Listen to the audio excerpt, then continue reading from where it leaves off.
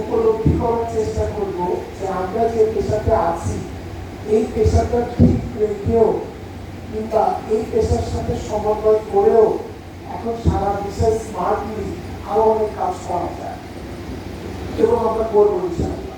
এখন আমি প্রথমে এই সেশনে ঢোকার আগে আল্লাহ তাআলার কাছে শুকরিয়া আদায় করছি এবং আল্লাহ তাআলার নামে শুরু করছি।